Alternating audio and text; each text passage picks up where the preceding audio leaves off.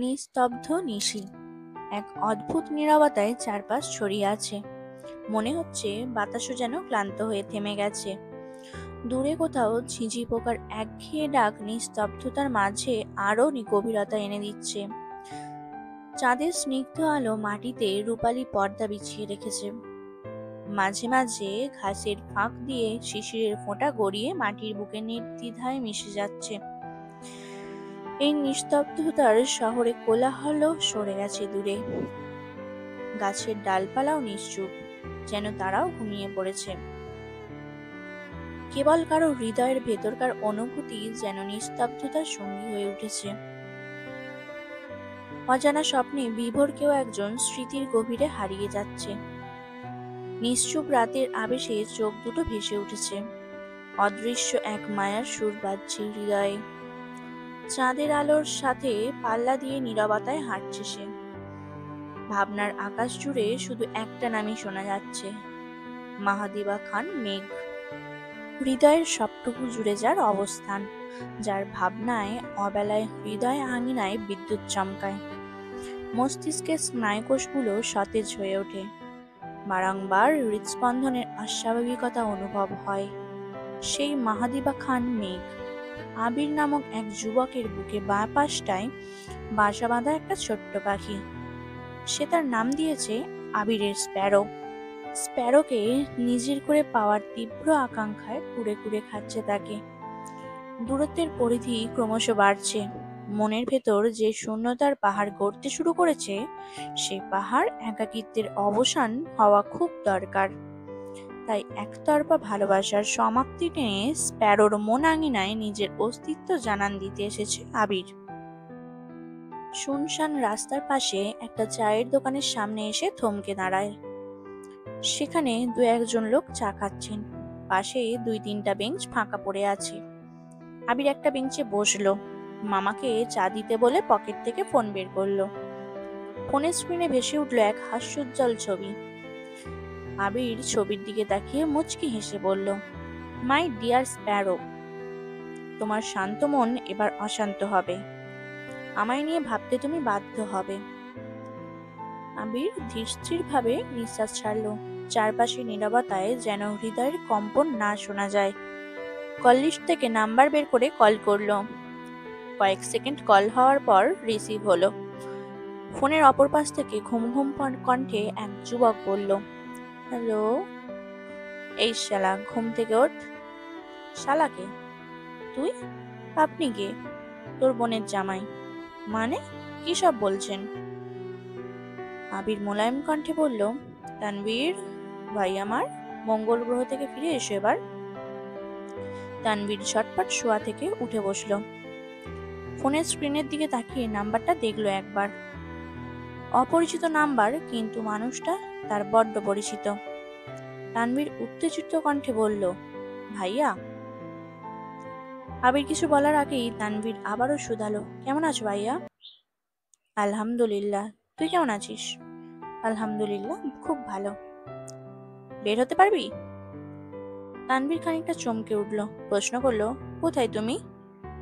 তোদের বাসার কাছেই, চায়ের দোকানে। তুমি চায়ের দোকানে কি করো? আর কখন এসেছো তুমি? আমাদের বাসায় আসো। আবির শান্ত গলায় বলল, এসেছি অনেকক্ষণ, কিছু কাজ ছিল। আজ বাসায় যাব না, তুই আসবি? এক্ষুনি আসছি ভাইয়া, তুমি একটু অপেক্ষা করো। তানভীর ওয়াশরুমে গিয়ে কোনো রকমে ফ্রেশ হয়ে নিল।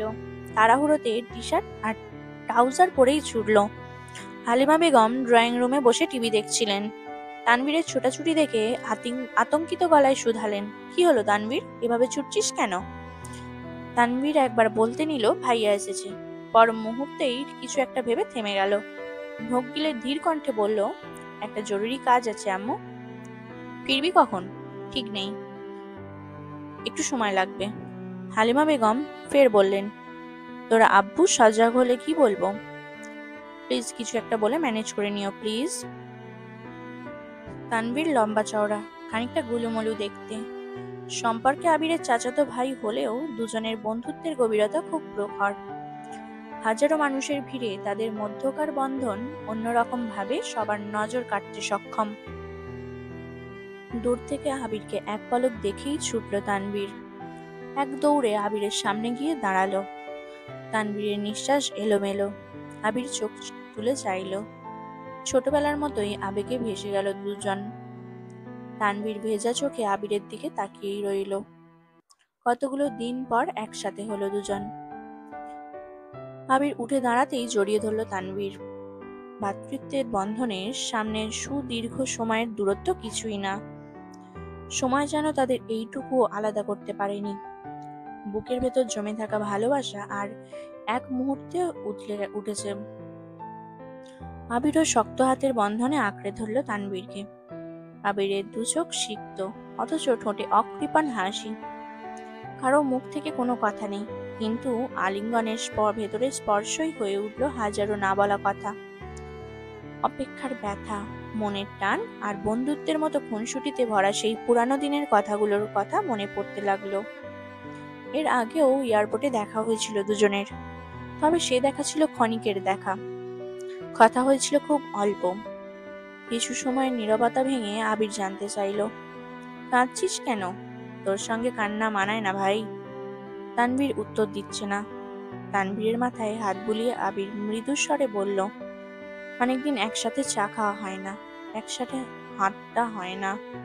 তানভীর মলিন গলায় বলল, তুমিই তো আমাকে ফেলে বহু দূরে চলে গেলে। মেয়েদের মতো অভিমান করছিস কেন তুই? এই অভিমান শুধু তোর বোনকে মানায়। বোনও এখন আর আগের মতো অভিমান করে না, অনেক ম্যাচিওর হয়ে গেছে। কিভাবে বুঝলি? তানভীর সরল মনে জবাব দিল, তুমি দেখলেই বুঝতে পারবে। আবির মৃদুস্বরে বলল, তাকে দেখতেই তো এসেছি। তাহলে বাসায় যাওনি কেন? বাসায় গেলে সবার সঙ্গে দেখা হয়ে যেত, তাই যায়নি। যাবো, কিছুদিন পর যাব। তানভীর চিন্তিত কণ্ঠে শুধালো, তার আগ পর্যন্ত কোথায় থাকবে? রাকিবের বাসায় থাকবো। তানভীর চাপা নিঃশ্বাস ছেড়ে বলল, ওই বাসায় থাকাটা কি খুব দরকার? তুমি তো আমাদের সাথেই থাকতে পারতে। বড় আব্বু জানতে পারলে মন খারাপ করবে না? সমস্যা নেই, আব্বু জিজ্ঞেস করলে সত্যিটাই বলবো। রাকিব খুব করে চাচ্ছিল তাকে যেন কিছুদিন সময় দিই। তাছাড়া অফিসের কিছু কাজ আছে, একসাথে থাকলে টুকটাক কিছু প্ল্যানিংও করা যাবে। তোমার যা ভালো মনে হয়। আবির আর তানভীর চা খেতে খেতে গল্প করতে লাগলো। কত শত না বলা কথা জমে থাকা মনের কোণে। জোয়ার ভাটার মতো কাটানো দিনগুলো যেন এখন কেবল স্মৃতির পাতায়। গল্পের এক পর্যায়ে আবির জিজ্ঞেস করলো, মেঘ কেমন আছে? তানভীর মুচকি হেসে জবাব দিল, সে খবর আমার থেকে নেবে কেন? নিজেই না হয় জেনে নিও। ও কি আমার কথা মনে করে? তুমি কে? তোমার কথা মনে করবে কোন দুঃখে? আবির কিছুটা ক্ষিপ্ত হলো। রাগীস্বরে বলল, তোর বোনকে বিয়ে করব আমি, তারপর বলিস আমি কে? তানভীর আনমনে হাসলো।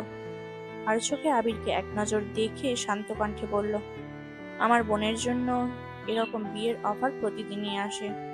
লিস্ট চেক করে বলতে হবে তোমার সিরিয়াল কত। আবির রাগান্বিত কণ্ঠে বলল, সিরিয়াল? তোর সিরিয়ালে টানাটানা করে ফেলবো। সব সিরিয়াল ব্রেক করে তোর বোনকে আমার করে নেব, দেখে নিস। ও তাই? তানভীরের কণ্ঠস্বর ভারী।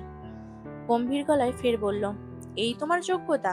তুমি তো বলেছিলে পড়াশোনা করব, যোগ্যতা অর্জন করব, তোর বোনকে সসম্মানে বউ বানাবো, এই তার নমুনা? আবির ভ্রু কুঁচকায়। বক্র দৃষ্টিতে তানভীরের দিকে কিছুক্ষণ তাকিয়ে রইল। তানভীরের গুরুগম্ভীর হাবভাব কিছুক্ষণ পরখ করে মৃদুস্বরে বলতে শুরু করলো, ও আচ্ছা, আপনি তাহলে সমন্দির মোডে আছেন? সরি, ভুলেই গিয়েছিলাম। ভাইজান, আপনি বিশ্বাস করুন, আমি ভালো হয়ে গেছি। বস্তা করে সার্টিফিকেট অর্জন করে নিয়ে এসেছি। আপনি আর আপনার আব্বাজান মিলে সারা দিনেও অ্যাচিভমেন্ট দেখে শেষ করতে পারবেন না। ইনশাআল্লাহ, আমার লক্ষ্য এখন একটাই। তানভীর মৃদু হেসে আবিরের দিকে তাকিয়ে প্রশ্ন করলো, সেটা কি? আপনার বোনকে বিয়ে করে আমার নামের পাশে বিবাহিত ট্যাগ লাগানো। তারপর আপনাদের সামনে বিয়ের সার্টিফিকেট রেখে বলবো, আলহামদুলিল্লাহ, আমি আমার জীবনের সব স্বপ্ন পূরণ করতে পেরেছি। আমার সাফল্যের খাতা আজ পরিপূর্ণ হলো। যদিও অলিখিতভাবে সাফল্যের খাতায় একটা শূন্যস্থান তখনও রয়ে যাবে। তানভীর ভ্রু কুঁচকে জিজ্ঞেস করলো, কি? আবির মাথা নিচু করে দাঁত দিয়ে নখ কামড়ে লাজুক ভাব নিয়ে বলল, আমার বাবা হওয়া।